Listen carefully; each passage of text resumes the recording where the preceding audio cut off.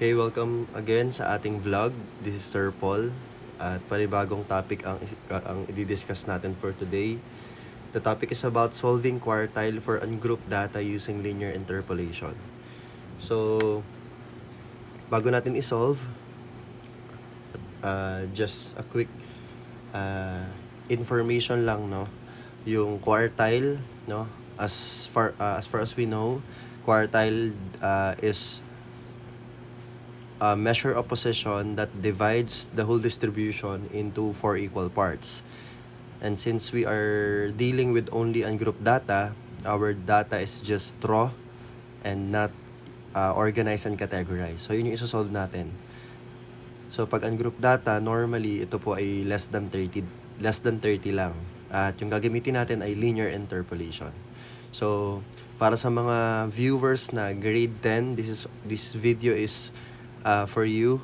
Yung linear interpolation ay ginagamit kapag yung nakuha nating position ay decimal point, no?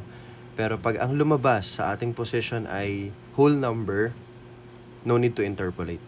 So again, papasok lang sa usapan si linear interpolation once that the computed position is decimal point. So I hope that is clear to everybody. Ano po? So let's have an example. For example, we are asked to find the quartile 1.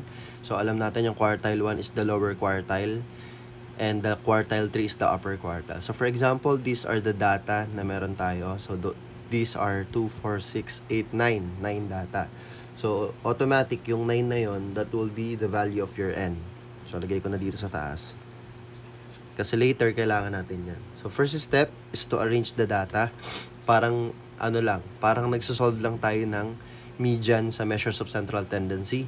No, don't forget to always arrange the data from lowest to highest. So, para di kayo malito, you can cancel out. Of course, I should start my data or my arrangement by writing the smallest number, which is 2. No? 2. Now, I will cancel it since na lista ko na siya. Followed by 3. Susundan siya ni 4. Ang sunod na, wala tayong 5, kaya ang sunod na sa kanya ay 9. And then, 8 pala muna. 8 tapos 9. Sorry. And then 10. And then 12. 13. And 15. Okay? So, I hope this is clear. So, bakit natin kailangan i-cancel? Kasi we make sure that we really want to make sure na lahat ng data natin sa taas ay maisusulat natin sa baba. Kasi pag may nagkulang dyan na isa, no, ibig sabihin, mali na yung ating makakompute, no? So, after we arrange, ano yung step 2 natin? Ang step 2 ay to identify the position using this formula. So, the formula is very simple and easy to remember. Q sub K.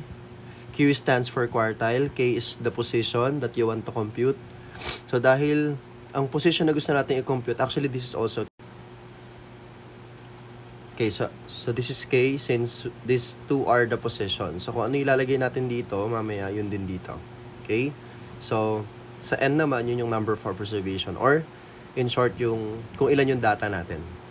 So, solve natin. Q sub 1 since we are looking for the first quartile, 1 din to over 4. Tapos times, we have 9 plus 1. So, kung tatanong natin saan nanggaling yung 9, di ba kanina meron tayong 9 sa N? So, that will be your N here. So, to continue our solution, this is going to be 1/4 times 10. Correct? So, yung 10 saka yung 4, makakancel sila since pwede silang i-divide sa 2. 10 divide 2, that is 5. 4 divide 2, that is 2. So, 5 times 1, that is 5. No? I will continue my solution here. I have 5 on my numerator at sa denominator meron akong 2. Okay, so alam natin si 5 pag dinivide siya kay 2 hindi po siya exact. No, pero pwede siyang i-divide. No, so obviously ang magiging sagot natin ay decimal point. So ano ba ang kalahati ng 5? So the answer is 2.5. So notice that the position is 2.5. No? So ang gagawin natin, we don't just round off the number. Kasi sa linear interpolation, kaya siya magandang method kasi binibigay niya talaga yung exact number or yung pinakamismong sagot, accurate answer. Bakit? Kasi hindi tayo mag-round off dito. No? We will do the interpolate. Paano tayo nag-interpolate? So, number 1, ang gagawin natin is, since 2.5 yung lumabas, ibig sabihin, yung ating quartile 1 ay nasa pagitan ng 2 saka ng 3. So, I'm referring to the position, ha. Nasa pangalawa, saka nasa pangatlo siya. Ibig sabihin, kung ito yung data natin, ito yung pangalawa, ito yung pangatlo. So, therefore, nasa pagitan nila yung totoong value ng quartile 1. Okay? Pero hindi natin siya basta i-round off. I-interpolate natin siya. Paano ba natin ginagawa yung interpolate? So, number 1, kukunin mo yung kukunin mo yung third and second position. Ito yung pang third, ito yung pang second. So, 4. And then, isusubtract mo siya dun sa pangalawa. So, the answer is 1. So pakitandaan yung pagkakasunod-sunod ng gagawin natin for interpolation. So, again, number 1, you will just subtract the 2 involved position, yung third saka yung second. So, that is 4 minus 3. Okay, bakit natin inuuna si 4? Siyempre, we don't want negative answer.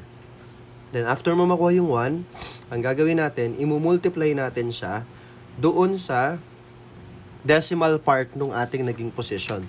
'Di ba ang decimal part natin ay 2, 'di ba 2.5. Ang decimal part niyan ay 0.5. No? So, I will multiply 1 times 0.5. O, alam nating lahat, pag nag-multiply tayo ng kahit anong number sa 1, ang sagot pa rin yung number na minultiply natin. So, the answer is still 0.5. Alright?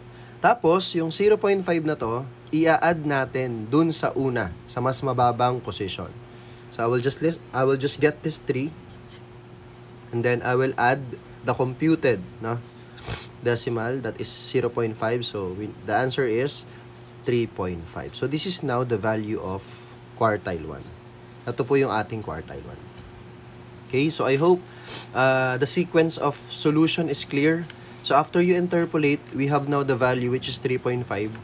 At ano yung sunod natin gagawin? So, to interpret the result, ano kailangan natin? Halimbawa, itong listahan natin ay mga scores ng estudyante. Mga scores ito ng mga estudyante. So, there are 9 students who took the test. No? And since they took the same test, their result is interpretation. Therefore, baka 25% kasi 'di ba quartile 1, ibig sabihin ng 1 dito, it represents 25% of the students got 3.5 or below. While ano yung natitirang percent? 75% got 3.5 and above. So that's how you use and apply the linear interpolation. Okay, so I hope everything is clear. So your task is to solve for the quartile 2.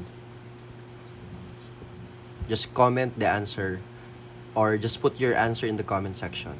Thank you, yun lang.